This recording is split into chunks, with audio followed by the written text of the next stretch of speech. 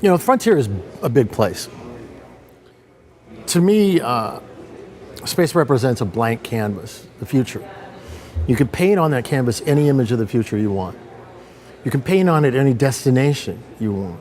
There's a lot of people who say, well, it's all about Mars. It's about the moon. Oh, screw the moon, it's about Mars. Screw Mars, it's about the moon. Oh, it's about free space. Oh, it's about mining asteroids. Oh, it's about space tourism. Oh, it's about space solar power. La, la, la, la, la. Everybody else is wrong and I'm right. No. Space is big enough to accommodate all those visions. Robert Heinlein in The Moon is a Harsh Mistress, one of my favorite books. Kim Stanley Robinson and the Mars trilogy that he wrote. Amazing stuff. I love it. It's about all of those things. There's room for all of us. There's room for any vision of the future that you have. There's room for a partnership as we move forward into this new era. Partnership between the government and the private sector. The way I look at space is that the Earth is the center of an expanding bubble of human life and activity. That bubble so far reaches to the moon. Humans have actually been there. Okay, inside of that moon is what I call the near frontier. It's a term I made up a long time ago, but it's the near frontier is from the moon inward.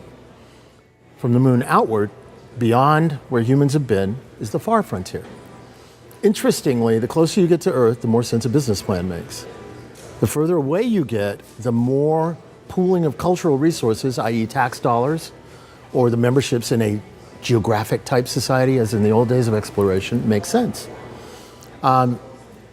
NASA's job, to me, as our modern day Lewis and Clark, begins on the edge of the far frontier and goes outward. Now, NASA starts its mission in low Earth orbit. I believe that, the president recently said about the moon, been there, done that. Well, you know what? From Earth to low Earth orbit, been there, done that. That is operational activities that should be handled by the private sector.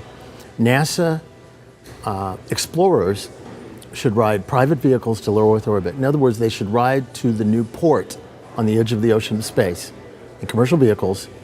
Then they should climb aboard vehicles of exploration and funded by the taxpayers. Why? Because private companies and their investors, it's very hard for them to make a business plan for that yet.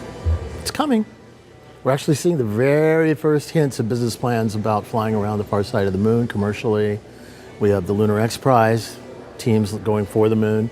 So it's just starting. But NASA's job, NASA explorers, i.e. the astronauts' job, starts in orbit. They fly airlines to Cape Kennedy. Or let's use another analogy, the military.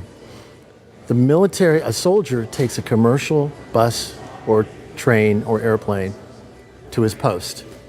Then he flies aboard a chartered commercial airliner to the theater of battle. It's only then that he enters the government vehicles. That's what we should be doing in space. Why should we do that? Because it helps enable the private sector. We're not trying to subsidize completely the private sector.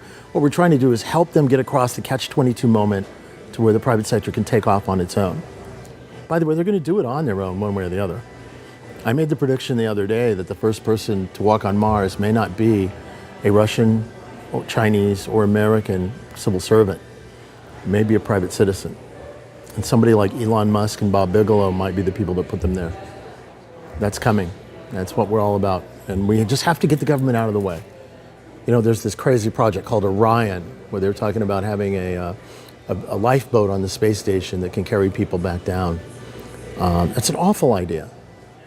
We have Bob Bigelow with the Dragon capsule that can do the same thing cheaper. We have, there's this crazy idea called Orion that NASA is talking about. And it's basically trying to keep a constituency fed by saying, well, we're going to have a government-funded lifeboat because we don't trust those crazy private people, is what they're really saying. Well, they're going to spend $4 billion to build something that Elon and SpaceX are doing in the form of the Dragon capsule for like $150 million, or that Bigelow Boeing are going to do for their own needs, or that the Soyuz could provide. So there's three right there, that could do it. It's ridiculous. And in a way, it screws the private sector because the investors, the stockholders in Boeing are not going to want to spend their money to build their own module, their own up and down capsule to carry people to and from space if the government's their main competitor. They're not going to want to do that. So we got to get the government out of the way. Now, delightfully, we have a lot of great people in NASA who are working to make that change happen, who actually understand that. And there's really, you can almost hear the swords, inside the palace as these guys are fighting each other, and it's that point in the revolution. We're thrilled to see NASA come to this kind of conference or to work with us. It shows that the change is starting to happen. The irony is, too, that NASA's going to get nothing but help out of this. It's going to lower their cost. There were a lot of astronauts that got upset when the president said we're going to have this new approach to space. Oh my God, he's killing the frontier. Oh, there goes the inspiration for... No. There's going to be more missions to space because they're going to be cheaper. They're going to be more frequent. There's going to be more astronauts because they're going to not just be flying for the government, they're going to be flying for the private sector. You know how military pilots leave the military and then they go fly for airlines? There's going to be more jobs. And if we can put more people out onto the frontier, there's going to be more activity. That means that's going to expand the edge, which means Lewis and Clark is going to have a lot more to do, which means the astronauts are going to have more to do.